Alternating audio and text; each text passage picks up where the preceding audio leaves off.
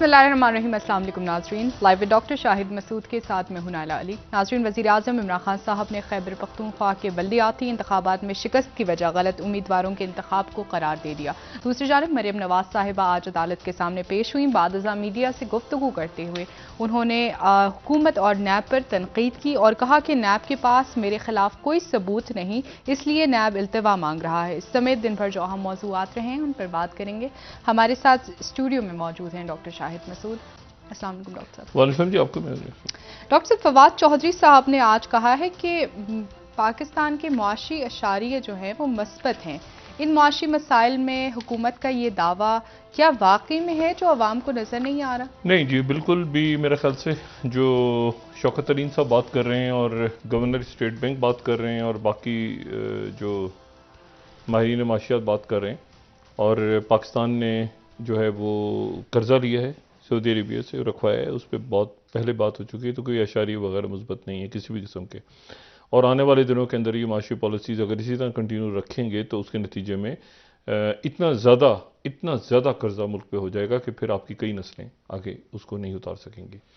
तो इमरान खान साहब से पहले भी गुजारिश थी और अब आज ख़ास तौर पे दोबारा उनसे गुजारिश है, क्योंकि फिर जो है हमने IMF से चूँकि कर्जा लिया है, उस कर्जे को कल कौमी असम्बली का इजलास है गालिबन, लेकिन कैबिनेट में इतना ज़्यादा इख्तलाफ है उस पर कि ये जो इख्तियारात हैं ये दिए जाएँ स्टेट बैंक को, ना दिए जाएँ। ये जो 350 अरब का टैक्स डालना है वो अभी तक नहीं डाला, क्योंकि वो आपको पता है ना, वो OIC की वजह से इजलास पोस्टपोन हो गया था। तो मईशत एक बहुत बड़ा बहरान है मुल्क में और पूरी दुनिया में एक बहरान है। तो उस हवाले से ये जो बातें इस वक्त, एक ज़ाहिर है कि वो फवाद चौधरी हमारे भाई हैं, वो उन्होंने एक बात कर दी, लेकिन कोई इशारिये वगैरह कहीं पर कोई इशारिये वगैरह मुस्बत नहीं आ रहे। एक बात। दूसरी बात ये कि 350 अरब रुपए का जब बजट, और ये 16 जनवरी से पहले डालना है, तो यानी आपके पास रह गए कोई 20-25 दिन रह गए, और वो करेंगे तो वहाँ से आपको लोन मिलेगा, और वो लोन मिलेगा आपको तो वो फिर सऊदी अरेबिया से जो आपने लोन लिया हुआ है जिन शराइत पे वो, और फिर उसके साथ ही अब एशियन डेवलपमेंट बैंक से कल हम लोन लेने जा रहे हैं $1.5 अरब गालिबन, या $1 अरब मजीद उनसे, मतलब उसी रिजर्व को दिखा के हम उधर से लोन ले रहे हैं, और फिर उसी को जो सऊदी अरेबिया से जो पैसे लिए थे उसको दिखा के हमने IMF से लोन लिया है, IMF का और सऊदी अरब का दिखा के हम एशियन डेवलपमेंट बैंक से लोन ले रहे हैं। तो ये कर्जे बढ़ते जा रहे हैं, और उसके नतीजे में अभी जो चंद महीनों के अंदर जो है वो कहीं से कहीं कर्जे पहुंच गए, और कोई किसी किस्म की माशी पॉलिसी हुकूमत की नहीं है।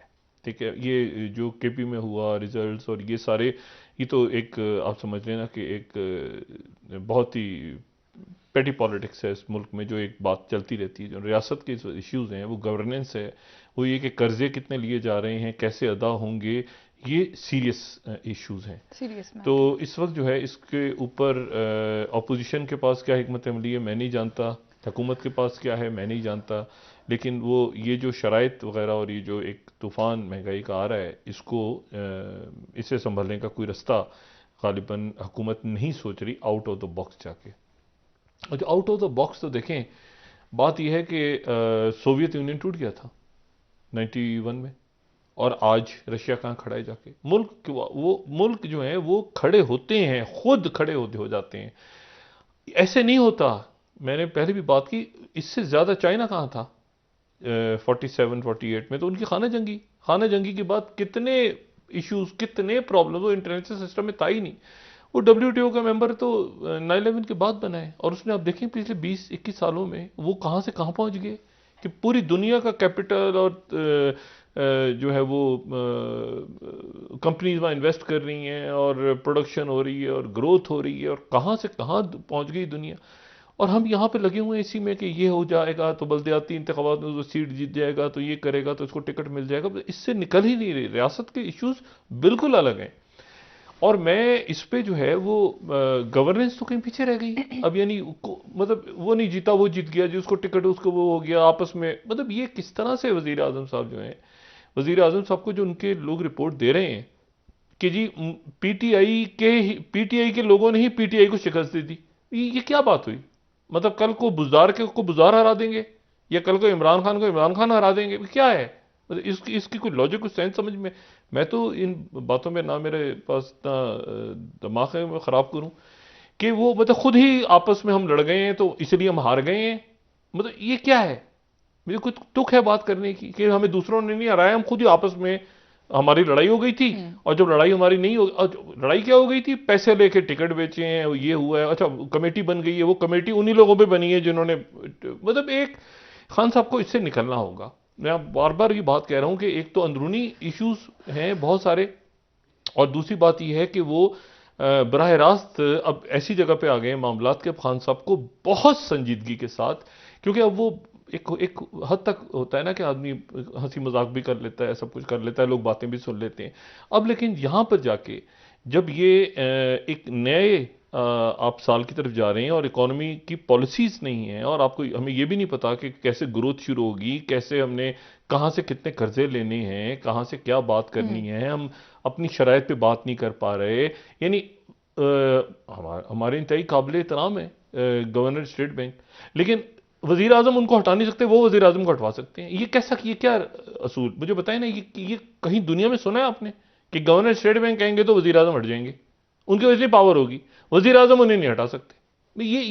ये कैसे यानी होता है ना कि कोई आदमी वजाहत करता है आके, कोई बात बयान करता है आके, खाली ये कह देना कि जी वो अशारिये मजबूत हो गए हैं, हम आगे चले गए हैं। ऐसे इस तरह नहीं हो रहा, इस तरह से नहीं हो रहा। और उसकी वजह से फिर नीचे अवाम के अंदर जो बेचैनी है, ये जो मसाइल हैं, खान साहब से गुजारिश है कि जरा लोगों के साथ इंटरेक्ट करें, अपनी पार्टी का, अवाम को छोड़ दें, अपनी पार्टी के लोगों को ही 5-5 10-10 मिनट बिठा के उनसे पूछें कि तुम्हारे हल्के में क्या इश्यूज हैं, तो उनको बिल्कुल क्लियर पिक्चर मिलेगी। वो आसपास बैठी हुई शहद की दलदलें तो पैसा बना के भाग रही हैं सारी, और बेशुमार भाग गए हैं। और खान साहब का जो जाहिर है, खान साहब गवर्नमेंट में आए तो कहते हैं मैं इसको जानता हूं 20 साल से। कैसे जानते हैं? वो इस डोनर है भाई, इसलिए तो नहीं जानते। तो मसला ये है कि अब एक ऐसा वक्त आ गया कि मेरे ख्याल से जो केपी के रिजल्ट्स आए हैं और बाकी एक खान साहब को बिल्कुल अब उतर हैंड ड्राइविंग सीट पे निकल के तर्जुमानों का इजलास, और एक ही उस पर सामने बैठे हुए मेज पे लोग, वही लोग बैठे हुए, तस्वीरें आ रही हैं, उससे निकल के खान साहब को अब पब्लिक में जाना पड़ेगा, अवाम में जाना पड़ेगा। और अवाम से मतलब ये नहीं कि वो जलसे करना शुरू करें,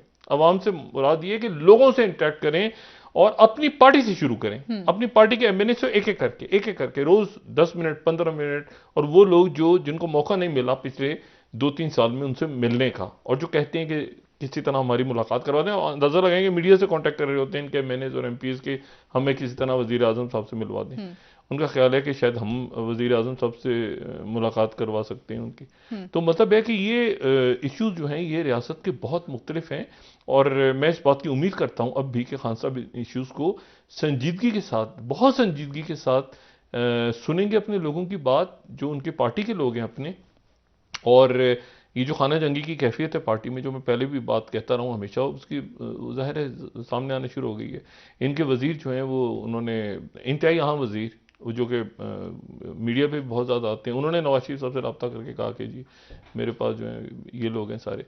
तो अब मसला ये है कि ये छोटे इशूज़ हैं, ये मैं इनको संजीदा नहीं लेता, लेकिन जो आपकी सफारती महाज पे जो कामयाबियाँ आपने हासिल की हैं, ये खारजी महाज पे हम जो कि कामयाबियां तो नहीं, लेकिन हम एक फेज से गुजर रहे हैं ना, जहाँ बड़े फैसले करने हैं, तो वहां पर भी छोटी छोटी बातें जो है ना, उसमें लोगों को परेशान करना अपने अवाम को, ये मुनासिब नहीं है। और लोगों का दिल भी नहीं अब चाहता कि ये बातें सुने आके कि जी ये शारी अच्छे हो गए और महंगाई कम हो गई और टमाटर इतने का हो गया और ये इतने का हो गया, और बातें आप कर रहे हैं वो पता नहीं इतने अरब डॉलर और फलाना और ढिमाकना, और तो मतलब इसको ठीक है, अब हमें इससे निकलना चाहिए। अच्छा, तो एक तो बात ये हो गई। दूसरी जो बात है वो इंपॉर्टेंट बात, मैं इसलिए मैंने वैसे से बात शुरू की कि टर्की में आज कुछ ऐसा हुआ है जो बड़ा अजब है। अच्छा, टर्की में बहुत कुछ अजब है, और वो जो मामला है वो है अल जजीरा को मैं अगर कोट करूं, जो छठी उनकी हमारी स्लाइड है कि टर्किश लीरा जो है वो रॉकेट कर गया ऊपर एकदम से। टर्की का लीरा जो है वो रॉकेट, वो एकदम से उठा after Erdogan promise to protect deposits. अच्छा, तो अब इसमें जो, अच्छा, और फिर डेली सभा ये रिपोर्ट दे रहा है कि डॉलर और यूरो जो है वो 20% गिर गया 24 घंटे में। ठीक।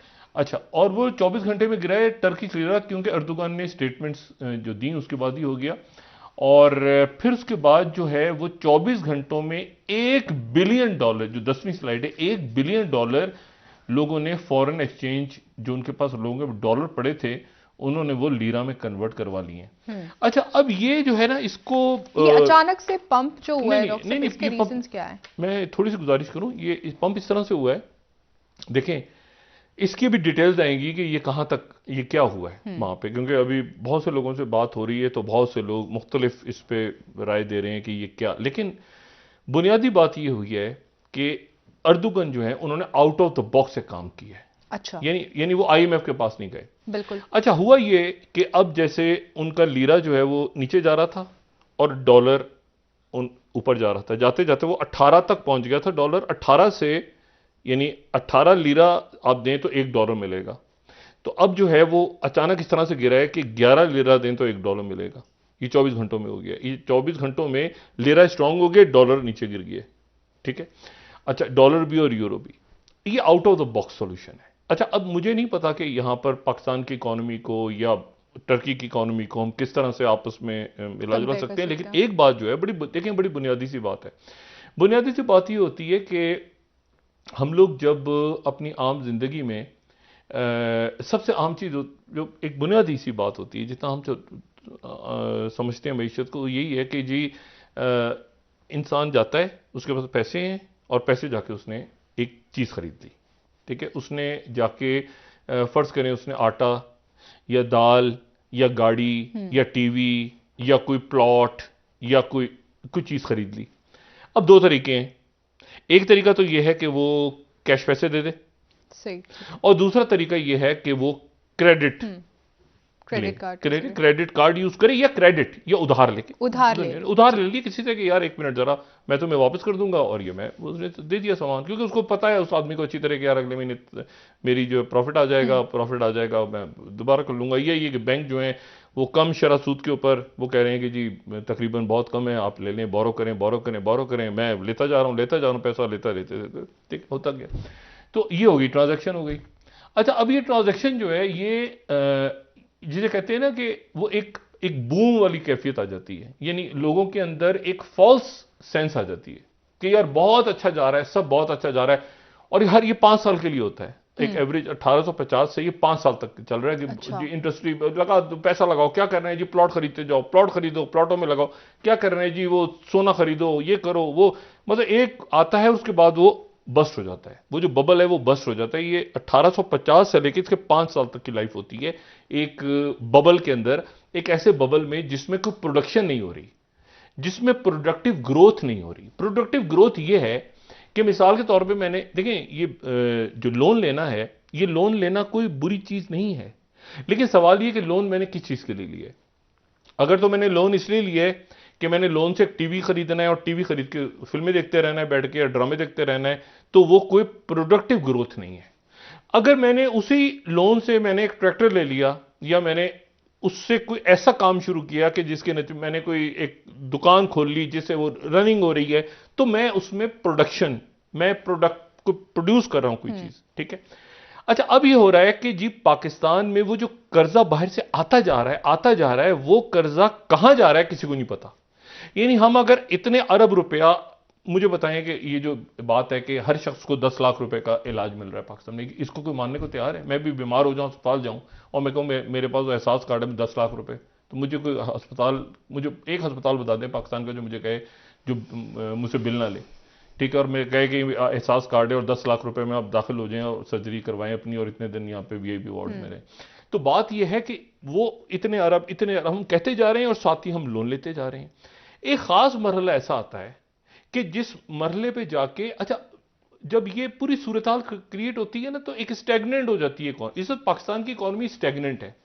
उसकी वजह यह है कि एक तो सियासी अदम इस्तेकाम है, दूसरा यह है कि लोगों को यह नहीं पता कि किस वक्त उनके ऊपर जो है वो ये टैक्स आपने किस पे डालने, टैक्स आपने उन पे डालने लोगों पे जो पहले ही इनडायरेक्ट टैक्सेस दे रहे हैं जी। इनडायरेक्ट टैक्सेस से मुराद ये है कि बाजार जा रहे हैं, वो आटा खरीद रहे हैं, तो आटे के ऊपर टैक्स लग गया, तो वो इनडायरेक्ट उसी पे लगा। वो जो लोग टैक्स नहीं दे रहे वो किसी खाते में ही नहीं है। ठीक है, तो तनख्वाहदार तबका और आपके जो बिजनेस कम्युनिटी है आपके, वो लोग आपके टैक्स में उनके ऊपर ही आपने ये सारा बोझ डालेगा, जाहिर सी बात है। एक खास हद पे जाके देखें, मैंने पहले भी बात की, सोशल अनरेस्ट की तरफ जाता है मामला।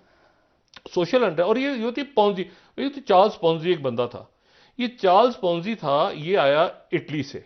ये जो ग्रेट रिसेशन आया ना 29 में, 1929 में जो ग्रेट रिसेशन, एक कसाद बाजारी, पूरे सारा दुनिया पूरी डूब गई, अमेरिका से शुरू हुआ पूरी दुनिया में फैल गया। उसके बाद ये, तो उसके दौरान ये हुआ कि वहां पर इसी दौरान एक बंदा बड़ा interesting, Charles Ponzi. Charles Ponzi Italy से आया और इसके ऊपर $2.5 थे। ये बॉस्टन में लैंड कर गया और ये पोस्ट ऑफिस में काम करता था, तो इसने वहां से वो वाउचर्स बेचना शुरू कर दिए। ये मुख्तलिफ दुनिया में वाउचर भेजता था और उसके नतीजे में लोगों को इतनी पुरकशिश उसमें स्कीम नजर आई कि ये लोगों के $20 मिलियन खा गया चार्ल्स पॉन्जी। तो वहां से लफ्ज निकला पॉन्जी स्कीम्स। पॉन्जी स्कीम्स ये होती हैं कि लोगों को फ्रॉड करके, जैसे हमारे यहाँ डबल शॉक करेक्टर नहीं होते कि वो लोगों को ये करो, ये डालो, इसमें डालो, पैसा है, इसमें पैसा है, इसमें वो पॉन्जी स्कीम से बबल फटते हैं। जैसे 2007-8 में हाउसिंग बबल फट गया।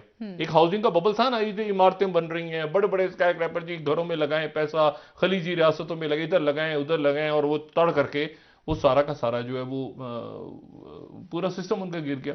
अच्छा, अब इसमें जो इशू है, इशू इसमें सारा ये है कि इसमें यहां पर पाकिस्तान के अंदर वो क्रेडिट, तो ये देखें ना, ये एक मुख्तलिफ डायग्राम है जो हम इसमें देखते हैं कि जी आप एक हद तक तो लो रिस्क इन्वेस्टमेंट कर सकते हैं, फिर उसके बाद लो रिस्क अगर ज्यादा कर्जा लेंगे तो फिर हाई रिस्क इन्वेस्टमेंट करेंगे और बबल बस्ट हो जाएगा, क्योंकि आपका लो है, लो रिस्क है, हाई रिस्क आपने ऐड कर लिया, रेकलेस इन्वेस्टमेंट आप करते जा रहे हैं। तो ये इस वक्त यहां पर पाकिस्तान में सिचुएशन ये कि वो पूरी दुनिया में अनसर्टेनिटी, तो बबल बस्ट हुआ। वहां पर उस बंदे ने कहा, अर्दोगन ने, कि मैं आईएमएफ में नहीं जा रहा। अच्छा, अब इसका क्या होगा मैं ये नहीं जानता, ये 2-4-5 दिन के बाद क्लैरिटी आएगी। लेकिन उसने ये कहा लोगों से, क्योंकि जब लगी लाइनें लंबी लंबी, तो लोगों को पता है कि यार 1 मिनट, हमारा तो लीरा हो रहा है बिल्कुल खत्म, बेकार हो रहा है लीरा। तो हम ऐसा करते हैं कि तो डॉलर में चेंज करा के, सोने में करा के घर पे रख लेते हैं। तो लोगों ने अपना लीरा जो है वो बेचना शुरू कर दिया, बैंकों से निकलवा के उसको डॉलर में चेंज किया, या सोना खरीदा और घरों में महफूज करना शुरू कर दिया। अब तैयब अर्दोगन ने क्या कहा? तैयब अर्दोगन ने कहा कि एक तो आप अपना जो है वो रखें, इसको लीरा में आप कन्वर्ट करवाएं, और अगर आपकी 20% इन्फ्लेशन यानी महंगाई, ठीक है, इन्फ्लेशन अगर 20%, यानी मिसाल के तौर पर इन्फ्लेशन इस तरह से कहें कि अगर 100 रुपया है, तो 100 रुपया अगर 1 महीने बाद 80 रुपए का होना है, तो डिवैल्यू हो रहा है, रुपए से लगा लें सर। तो आप हमारे पास रखवाएं, हम इसकी गारंटी देते हैं आपको कि आपका जो 100 रुपया है होगा या 100 लीरा होगा, वो डिवैल्यू नहीं होगा, वो उससे ज्यादा होगा। यानी जो महंगाई से ज्यादा, अगर महंगाई बढ़ रही है तो उसके नतीजे में जो वहां पर आपको नुकसान हो रहा है वो बैंक में आप रखवाएं, तो उसके नतीजे में, और लेकिन आप डॉलर चेंज करवा दें, और हुकूमत गारंटी दे रही है, हमारे जो रिजर्व्स हैं, टर्की के अपने रिजर्व, उसमें से हम ये पूरा करेंगे। तो आईएमएफ में जाए बगैर उन्होंने ये आउट ऑफ द बॉक्स एक सोल्यूशन सोचा, और उसमें इंटरेस्ट रेट भी कम किया। देखिए, इंटरेस्ट रेट कम, मुझे नहीं पता कि यहाँ इंटरेस्ट रेट कम करना चाहिए, ज्यादा करना चाहिए, उस पर माहिरीन माशियात बात करेंगे।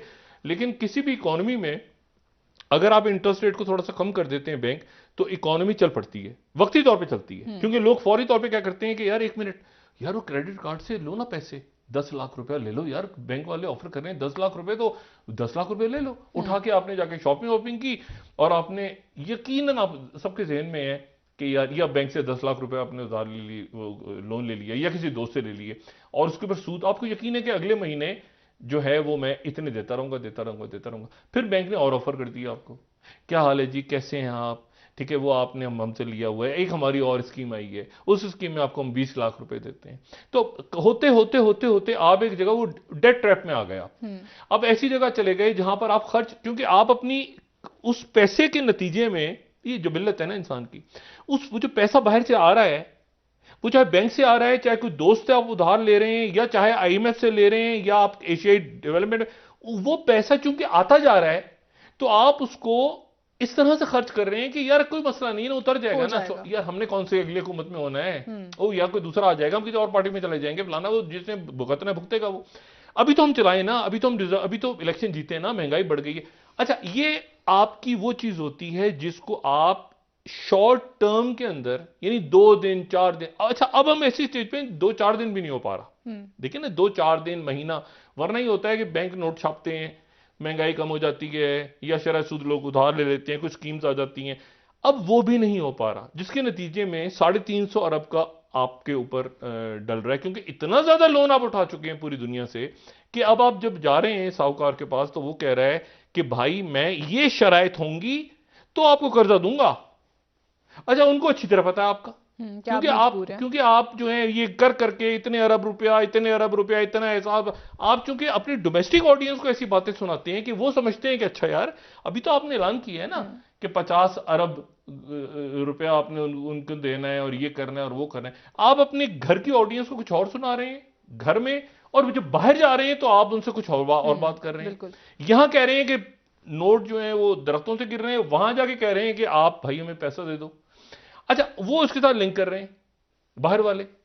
इशू सारा ये है कि जब तक आप इस पे फेयर नहीं होंगे, ठीक है। अच्छा, इंडिया के साथ क्या हुआ, अब और तमाशा सुने ना। आज इंडिया में क्या हुआ है, फंड्स, ये ब्लूमबर्ग की रिपोर्ट जरा सुने आप। फंड शनिंग India turns rupee into EM Asia's worst currency. सबसे जो बुरी करेंसी है इस साल की वो इंडिया की करेंसी सबसे ज्यादा। $2 अरब तो डायरेक्ट नहीं, global funds pulled 4.2 billion of capital out of country stock market, the most among regional markets. सबसे बुरी अगर इकोनॉमी किसी मुल्क की गई है तो इंडिया की गई है। यहां हमें कुछ होने की जरूरत नहीं है, यहां और सत्यानाश बहुत है। यहां इकोनॉमी का वैसे बेड़ा कर, इंडिया में टोटल जबरदस्त। अच्छा, उसके बाद इसी को जो ब्लूमबर्ग पे यकीन ना करें तो इंडियन एक्सप्रेस पे कर लेते हैं। ग्लोबल फंड शनिंग India turns rupee into worst currency in Asia. India का रुपया जो है वो निकल, यानी वो देखें ना, 4 billion capital out of country वो बुला रहे हैं कि बाहर से ले आए, यहां पे स्टॉक करें, यहां पे आपको यहां पे टेक इंडस्ट्रीज लगाएं, हम चाइना से कंपीट करेंगे, हम ये करेंगे वो करेंगे। वो सारा का सारा पता चला कि वर्स्ट अगर पूरे एशिया में कोई इकोनॉमी निकली है, किसी मुल्क की करेंसी निकली है तो एशिया में, ठीक है, एशिया की बात हो रही है तो एशिया में, यानी आप अब इसमें मिडिल ईस्ट को भी ऐड करें, इसमें सारा ऐड करें, ठीक है ना, तो उसमें सबसे जो बुरी करेंसी वो तो निकली है भारत की करेंसी।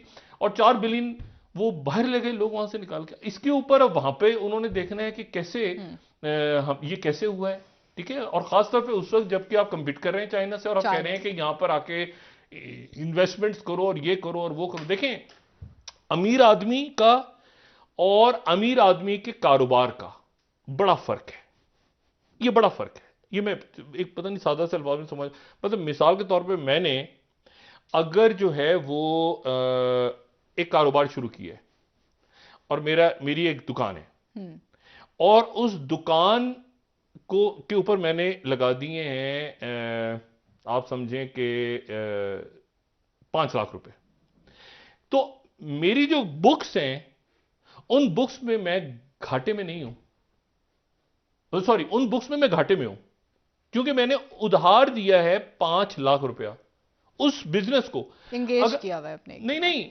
अगर कोई बाहर से आएगा ना तो अगर कोई पकड़ेगा आके तो मुझे नहीं पकड़ेगा, उस बिजनेस को पकड़ेगा। यानी वो बिजनेस एक अलग चीज है, वो बिजनेस की बुक्स अलग है, मेरी बुक्स अलग है।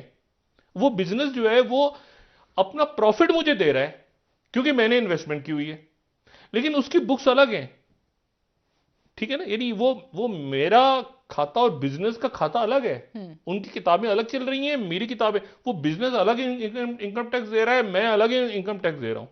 तो बिजनेस जो है वो अच्छे बिजनेसमैन जो होते हैं वो हमेशा होते हैं रिस्क लेके वो इन्वेस्टमेंट कर देते हैं और प्रॉफिट आता रहता है, लेकिन वो फर्क होता है, ठीक है, उस फर्क है।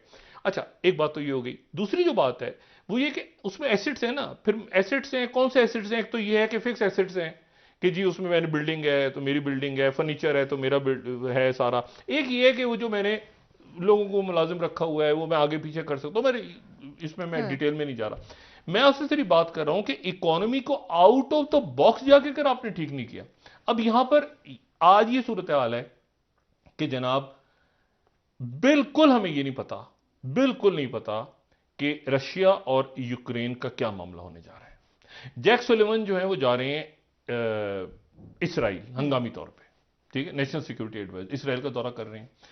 और यहां पर ईरान के साथ जो मामलात हैं वो दो ब्लॉक्स आप समझ लें अमेरिका में स्टैब्लिशमेंट बन गए। एक चाहता है कि हो डायलॉग और ईरान वापस आ जाए, दूसरा कहता है किसी सूरत में वापस ना आए, क्योंकि अगर यहां पर ईरान को हमने पैसे दिए और ईरान तो न्यूक्लियर की तरफ चला जाएगा, उसके नतीजे में पेंडोरा बॉक्स खुल जाएगा पूरे रीजन। नंबर 1। नंबर 2, ये यूक्रेन और रशिया, ठीक है, और रशिया ने आज सी ऑफ जापान के अंदर भी अपने मिसाइल दाग दिए। एक उन्होंने एक्सरसाइज वहां पे की है, वो कोरल आइलैंड्स में, वो भी एक कहानी है, हम पहले डिस्कस कर चुके हैं, लेकिन ये बड़ी एक इंटरेस्टिंग सी बात है कि कोरल आइलैंड जो है वो मतलब जापान क्लेम करता है वो रशिया के, लेकिन सेकेंड वर्ल्ड वॉर में चूंकि रशिया वहां पे आ गया था, ये बिल्कुल फार ईस्ट, ये सी ऑफ जापान, ठीक है, ये बिल्कुल उस तरफ आप समझ जाए कि ये जो ऊपर का इलाका है बिल्कुल सी ऑफ जापान। तो वहां पर इन्होंने जो राइटर्स क्लेम कर रहा है, थर्ड स्टोरी है कि Russia fires cruise missile from sea of Japan in test exercise. ये पूरी दुनिया में एक्सरसाइजेस चल रही हैं, पूरी दुनिया में सिक्योरिटी का इश्यू है, पूरी दुनिया इस वक्त अपने मामलात में उलझी हुई है, ठीक है। और फौरी तौर पे रशिया ने कहा है कि हमने जो आपको रिकमेंड किया था अमेरिका को कि हमारी ईस्टर्न बॉर्डर्स पे आप हमारे वेस्टर्न बॉर्डर्स पे नहीं आएंगे, वेस्ट और साउथ यानी जॉर्जिया वाला और ये जो कॉकसस वाला और बाल्कन, यहां पर आप नहीं आएंगे, तो हमने जो आपसे मुतालबा किया था वो हमें लिख के गारंटी दें। तो वो Russia presses for urgent US response. अच्छा, और उसके बाद सर प्रेसिडेंट पुतिन ने आज क्या कहा है? प्रेसिडेंट पुतिन का आज ये स्टेटमेंट दोबारा क्लैरिटी के साथ जो तास खबर दे रही है वहां से कि Russia ready to take measures if NATO expands to its border, Putin warns. ये पुतिन वॉन्स जो है मेन, इसको लाइट नहीं लेना चाहिए। आज प्रेसिडेंट पुतिन ने दोबारा कहा है कि Russia has full right to measures intended to ensure security and sovereignty. उधर वो पोलैंड, बेलारूस, उधर वो इशू सारे चल रहे हैं, ये यूक्रेन के साथ चल रहा है, साथ ही टर्की इमर्ज होके, टर्की ने अपना फौरी तौर पे, जो सड़कों पे लोग थे, प्रेसिडेंट तो आउट ऑफ द बॉक्स सोचा है, नहीं आईएमएफ जाएंगे हम ये करेंगे, आउट ऑफ द बॉक्स उन्होंने एक फैसला ये कि फौरी तौर पे इसको लेट्स सी कि इसको कैसे हम इसको मैनेज करते हैं, और उसके नतीजे में वहां पे लॉन्ग टर्म में क्या होता है वो बात की बात है। लेकिन ये एकदम उनका लीरा जो है कंट्रोल हो गया और लोग धड़ाधड़ लोगों ने जो है वो लोगों जश्न मनाना लोगों ने शुरू कर दिया। आउट ऑफ द बॉक्स लोग पल्स को देखते हैं, एकदम जो है ना वो कई महीने सोचते रहे और एक जाके उन्होंने अपनी इकोनॉमी को ठीक करने की कोशिश की। अच्छा, अब इसमें इश्यू सारा ये है कि यहां पर पाकिस्तान में जो प्रॉब्लम मैं बार बार कह रहा हूं कि वो किसी तरह से यहां पर वजीर आजम इमरान खान साहब को इस बात का देखें, यहां पे ओआईसी का इजलास हुआ है, ठीक है, वज़ीर खारजा, और वज़ीर खारजा के इजलास में ईरान और टर्की के ईरान और सऊदी अरेबिया के वफूद के दरमियान भी गुफ्तगू हुई है। यानी हमारे ये जो हमारे सारे मेहमान आए थे, इनकी आपस में बहुत अच्छी बात हुई। मैंने कहा ना आपसे कि आज़रबाईजान और टर्की की बात हुई, फिर टर्की और जो है वो कतर की आपस में बहुत से वज़ीर खारजा उन्होंने बात की है। सवाल ये है कि हम इस मरहले को एक तो बहुत अच्छा हुआ कि पाकिस्तान में ये सारे आए और आज वज़ीर आज़म साहब गए भी, लेकिन कुछ बातें पाकिस्तान ने अपनी भी तो करनी है ना। देखें, अगर हम अफगानिस्तान हमारा बरादर मुल्क सारा, लेकिन अगर हम बहुत ज्यादा स्टेबल होंगे तो हम अफगानिस्तान को स्टेबल करेंगे ना। वो डिस्टेबल हम बिल्कुल आप समझें कि इस वक्त फॉरेन पॉलिसी पे और हम जो आपके बॉर्डर्स के इशू हैं इस वक्त वो कहते हैं ना मिस कर रहे हैं, एक तारीखी लम्हात को मिस करते हैं ना आप किसी वक्त के फैसले करने हैं आपने बहुत सारे इंपॉर्टेंट, और आप कहते हैं यार एक मिनट ठहर जाओ, ये साइड पे कर दो, पहले नून में से शीन निकालनी है।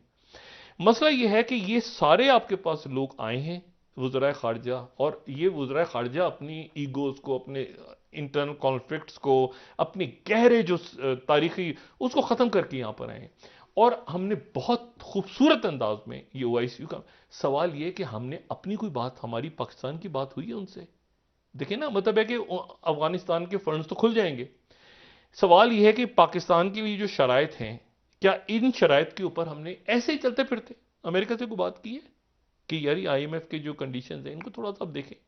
क्या हमने चलते फिरते कोई सऊदी अरेबिया से, यूएई से बात की है कि आप जो कर रहे हैं ये इसमें ये किस तरह की कंडीशंस हैं? यानी इशू ये है सारा कि बात जो है वो हमने करनी है किसी और की, वो है हमारे पड़ोसी, लेकिन वो उस वक्त स्टेबलाइज होंगे जब ऐसी सूरत हाल ना बन जाए ना बांग्लादेश वाली, कि बांग्लादेश पता चला कि आगे निकला हुआ है और यहां पता चला कि अफगानिस्तान से कल आप लोन ले रहे हैं। भाई मसला यह है कि आप पाकिस्तान को स्टेबल करें, इस्तेहकाम पैदा करें और दुनिया से मकालमा करें इस वक्त इस मरले पे कि ये जो हमारे माशी इश्यूज हैं सारे, यानी अब हम कह रहे हैं कि अफगानिस्तान में लोग, और अल्लाह करे कि उनके फंड्स रिलीज हों, इतनी तकलीफ है वहां लोगों को, अफगानिस्तान में हमारे भाई हैं और वहां पर एक ऐसे वक्त में फंड्स मुंजमद हैं, लेकिन मसला यह है कि वहां पर तो लोग अल्लाह ना करे कि उनके मुसीबतें उनकी बढ़े, लेकिन पाकिस्तान के लोगों की बात कौन करेगा? भाई हमारी बात क्या मतलब है, हमारी बात जाके भूटान वाले करेंगे? भाई हम अपनी बात कर नहीं पा रहे, अफगानिस्तान की बात कर रहे हैं उनसे।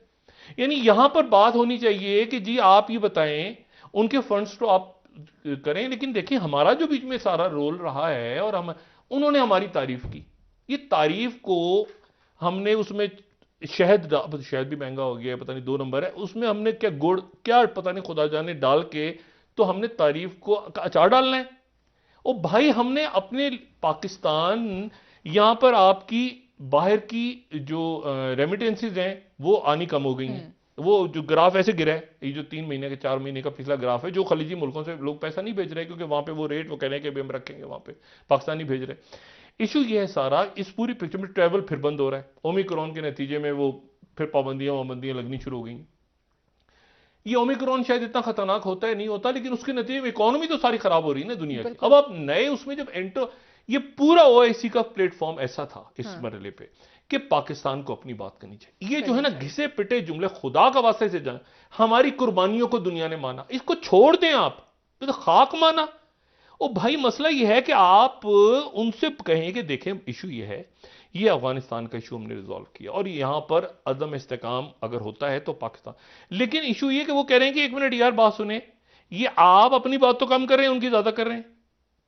मतलब आपने उनसे सऊदी अरेबिया के हमारे इंतहाई जबरदस्त, ये फैसल बिन फरहान जो है वन ऑफ द फाइनेस्ट उनके डिप्लोमेट्स और जिनकी गहरी नजर है, उनसे हम अपनी बात ही नहीं की कि भाई आपने ये जो कंडीशंस हैं ये कैसी कंडीशंस हैं, लोगों की उनसे बात ही नहीं हुई। अच्छा उधर जो है वो पड़ोस में उधर बिपिन रावत अटके हुए हैं अभी तक, बिपिन रावत की जगह कोई आ ही नहीं रहा। और बिपिन रावत वो इशू अजीबो गरीब किस्म का इशू, चाइना के साथ उनका जो बॉर्डर है, वो बॉर्डर वो एक परमानेंट गालिबन आप समझें कि वो स्टेटस को किस्म की वो जगह लेकर आ गए और वहां पे उन्होंने रोका हुआ है चाइना ने। अल्लाह ना करे कि वो मसला खराब हो, लेकिन इस पूरी पिक्चर में मैंने कल भी बात की, तो पहले दिन से बात कर रहा हूं कि इसमें कोई गड़बड़ है। 8 तारीख को गालिबन वाकया पेश आया था और आज 20-21 हो गई है। तो बात सारी ये है कि अब वो वहां पर वो उनके इश्यूज हैं, अल्लाह ना करे कि वहां पे जंग हो या मामला खराब हो, लेकिन वो भी तमाम दुनिया से हर किस्म की बात कर रहे हैं चाइना के अलावा। मतलब वो उनका भी इशू क्या है, पाकिस्तान। अब जरा सोचे ना, पाकिस्तान, मुसलमान, ये वो। अच्छा मैंने आज इनका देखा, ये इनकी एक प्रेस रिलीज देखें क्या पकड़ी है, ये ministry of foreign affairs India, visit of army chief and foreign secretary to Myanmar. अच्छा दुनिया की सबसे बड़ी जमहूरियत म्यांमार जा रहे हैं, ठीक है। अच्छा बात यह है कि अच्छा एनीवे, तो ये जो है ये यहां पर हमने ये बहुत इंपॉर्टेंट बात है कि पाकिस्तान इस वक्त अपनी मईशत को, अपने लोगों को, इमरान खान साहब अपने वज़रा, देखें ये इतना अब इसमें मतलब इनके वजीर आपस में इतने एक दूसरे को ऐसे ग्रुप्स बन गए आपस में, और मेजॉरिटी नजरियात की बुनियाद पे नहीं है, मेजॉरिटी है वो ठेके, तुम्हारा बंदा मेरा बंदा, मैंने ठेका ले लिया, उसने ठेका दे दिया। खान साहब तक पता नहीं ये इतला पहुंचती है कि नहीं पहुंचती। इतनी मैसिव करप्शन, इतनी करप्शन हो रही है, इस कदर करप्शन है कि वो कहते हैं ना अंधेर नगरी लगी हुई है, और वो ठेकों पे लड़ाइयां हो रही हैं। वो इसको ये अब खान साहब सियासी भी देखें मामला, दूसरा ये कि ये आने वाले दिनों के अंदर ये करप्शन केसेज इनके वजीरों पे बनेंगे, कुछ पे तो बनेंगे, कुछ तो लोग हैं जो बहुत उनके आप समझ नजरियाती लोग, बिल्कुल इमरान खान के साथ लगे। कुछ जो लोग हैं इधर उधर परिंदे आए हुए हाथ वाथ मारने के लिए, उन्होंने इतनी गड़बड़ कर दी है बीच में कि उनको खान साहब को ये चाहिए कि वो जो बात हुई थी कि जी 15 लोग पैसे लेकर उधर हो गए, तो खान साहब को उनको मैं ये मतलब सियासी तौर पे तो माजी में भी सियासी तौर पे खान साहब को उनको निशान इबरत बना देना चाहिए था कि जो दूसरी पार्टियों से पैसा पकड़ के फिर खान साहब को के साथ तो वो कर रहे हैं। उन मामलात में भी कोई नताइज सामने नहीं आए कि वज़रा के खिलाफ कोई कार्रवाई देखें, वो इसलिए क्योंकि वो फिर वो ब्लैकमेल करते हैं, वो कहते हैं हम अलग हो जाएंगे तो हुकूमत गिर जाएगी आपकी, खान साहब फिर खामोश हो जाते हैं। तो हुकूमत पे तो लानत भेजें, उनको पकड़े तो सही ना। एक ऐसी हुकूमत हो, खान साहब से लोग तवक्को करते हैं जहां उनका वजीर, खान साहब को पता हो कि वजीर ने करप्शन की है, लेकिन खान साहब कहेंगे यार मैंने इसको निकाला और हुकूमत गिर जाएगी। ऐसा नहीं होना चाहिए। होना यह चाहिए कि अगर आपके वजीर की करप्शन की रिपोर्ट आपके पास आई है, उसने पैसे कहीं से पकड़े, आपके ख्याल से खान साहब को नहीं पता कि कौन से वजीर ने फोन किया है और कौन से वजीर ने फोन करके कहा कि मेरे पास इतने सारे अराकीन हैं? खान साहब को पता है। तो आप उनके साथ कैसे बैठ रहे हैं? फिर आप उनको निशाना इबरत बनाएं। सबसे पहले आप स्टार्ट करेंगे तो लोग कहेंगे ना कि यार देखो इस बंदे ने, जैसे आपने वो शुगर कमीशन और बाकी कमीशन बनाए थे, लेकिन फिर वही क्योंकि ब्लैकमेलिंग में आ जाते हैं या क्यों आ जाते हैं। अच्छा, तो ये खान साहब को देखना होगा। दूसरी बात ये कि तैयब उर्दुगान ने कैसे रिस्क लिया? भाई तैयब उर्दुगान ने आईएमएफ के पास जाए पर लाइनें लगी हुई थी। ले देखिए, out of the box solution Pakistan ने ढूंढना। और पाकिस्तान, मैं आपको एक बात बताऊं, आपके पास इस वक्त जो है, अच्छा वो जैसे मैंने इंडिया की मिसाल दी ना, वो चाइना छोड़ के, वो टेक छोड़ के, वो सारी दुनिया जहां छोड़ के, उनका दिमाग पाकिस्तान पे अटका हुआ है, सेंट्रल एशिया पे अटका हुआ है। मतलब यहां से दिमाग उनका नहीं जा रहा, ठीक है। और उसके नतीजे में पूरे एशिया में सबसे नीचे रुपया उनका चला गया। अब मुझे बताएं, ये ब्लूमबर्ग की रिपोर्ट है, ये रिपोर्ट है ब्लूमबर्ग की। मुझे खाक इन्वेस्टमेंट होनी है वहां चाइना में, चाइना से हम की वजह से डॉक्टर साहब इसलिए क्योंकि लोग बाहर से देखें इंडिया, एक नॉर्मल इंडिया जो था ना, कि जिसके अंदर लोग आ रहे हैं, इधर मुसलमान हैं, इधर सिख हैं, इधर मुख्तलिफ जो हिंदू हैं वो हैं सारे, वो खत्म हो चुका। अब आप समझे कि ऐसे ही है कि इससे बेहतर वहां पर जो सूरत हाल बनी हुई है, तो उससे बेहतर तो जाके सूडान के अंदर लोग सरमायाकारी कर लें। भाई पता ही नहीं, आपको उठा के ले जाएंगे, मार देंगे, क्या है। तो जब नहीं, पॉलिटिकली वो अपने आप को स्टेबल करें, पॉलिटिकली हम अपने आप को स्टेबल करें। उनके सिक्योरिटी कंसर्न है, हमारे सिक्योरिटी कंसर्न इसलिए हैं कि मईशत सबसे बड़ा सिक्योरिटी कंसर्न है। सबसे बड़ा अगर यहां इस वक्त खुदा खास्ता कोई झड़प हो गई, कोई जंग छिड़ गई, 2005 में जलजला अचानक आ गया था, और उस वक्त ये था कि जी बिल्डिंग कैसे उठाए जाए, मलबा कैसे उठाया जाए। 2021 में वो इशू है कि जी बिल्डिंग गिर गई तो मलबा कैसे उठाए। ठीक है सर, ब्रेक ले लेते हैं, वापस आके आपसे बात करेंगे। नाज़रीन एक ब्रेक, हमारे साथ रहिए।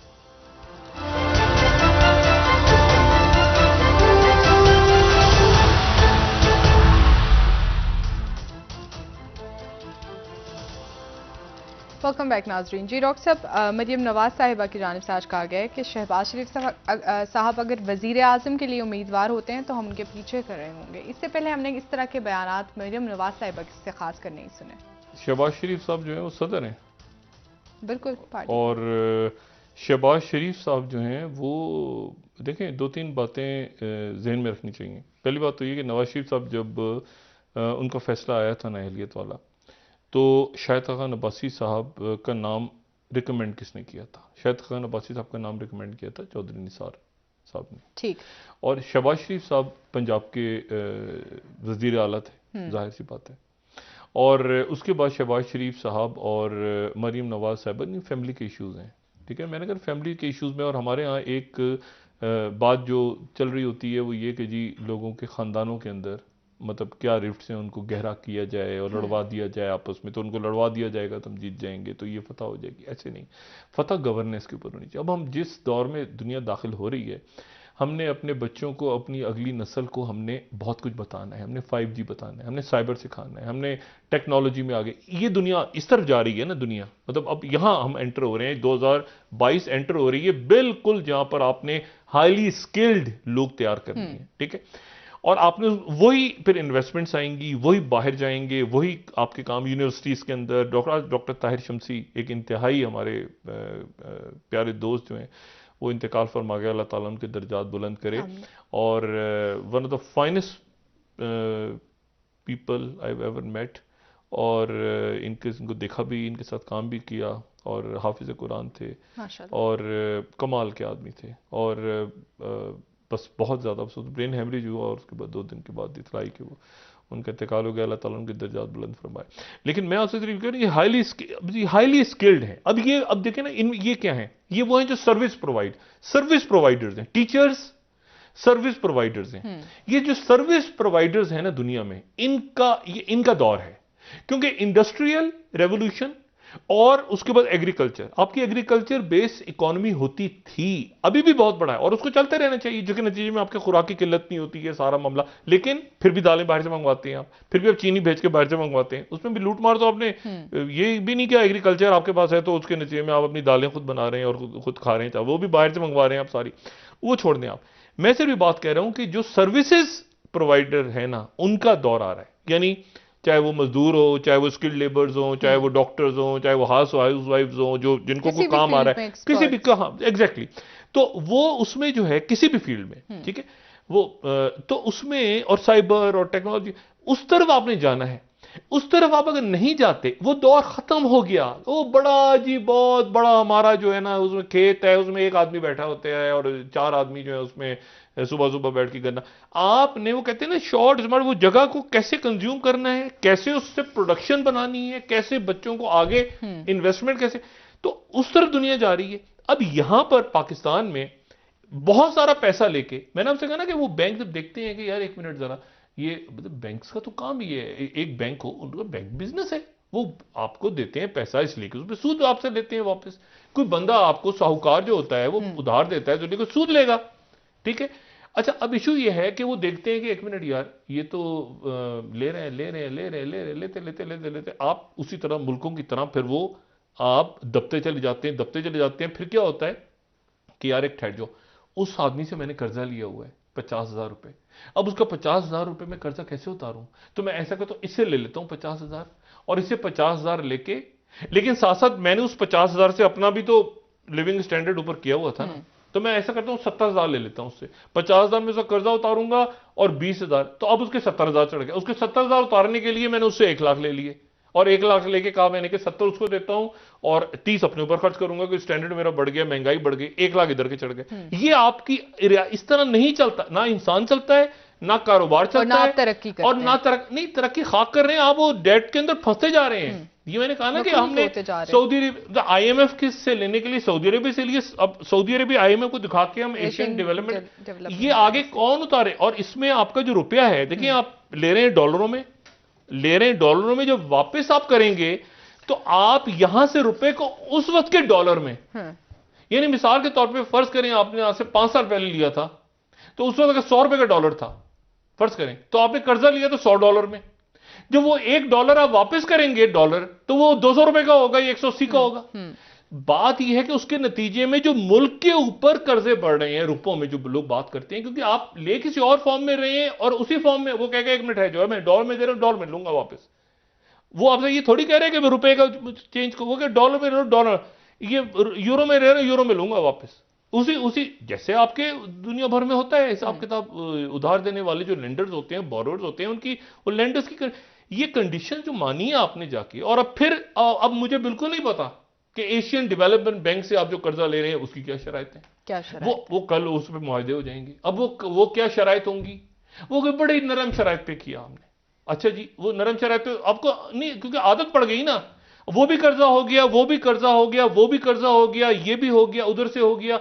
अच्छा, उसको अब वजह क्या बता रहे हैं कि IMF से कर्जा लेने के बाद हमें फायदा ये होगा कि हमें और जगहों से भी कर्जा मिलने में आसानी हो जाएगी। यानी आप जरा, यानी होता है ना, गांव का एक आदमी, हमें क्योंकि हमें कोई कर्जा नहीं दे रहा था, तो एक पिंड का जो बड़ा चौधरी था उसने हमें दे दिया, तो छोटे छोटे जितने चौधरी हैं उन सबसे मैं कह रहा हूं, देखो बड़े चौधरी तो आपने दे दिए ना मुझे 1,000 रुपए, और तू भी दे दे यार, दे दे यार, तुमने दिया ना। तो सारे चौधरियों से हमने इकट्ठे छोटे छोटे चौधरियों से ले लिए, और बहुत सारा कर्जा चढ़ गया।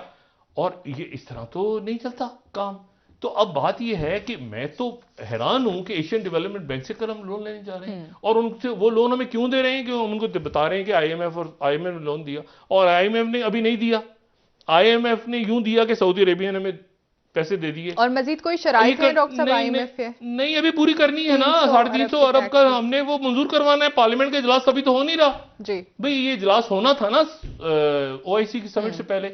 तो आज कैबिनेट की मीटिंग में मैंने पूछा वज़रा से, मैंने कहा जी वो कल जो इजलास हो रहा है उसमें 350 अरब के जो टैक्स आपने डालने हैं ये मंजूर करवा रहे हैं, और ये उसमें उससे ज्यादा वो है इंपॉर्टेंट स्टेट बैंक के गवर्नर वाले जो इख्तियारात हैं जो उन्होंने मनवाने, और उन्होंने कहा है कि इस पे ऑर्डिनेंस से नहीं, इसको आप बनवाएं कौमी असेंबली से।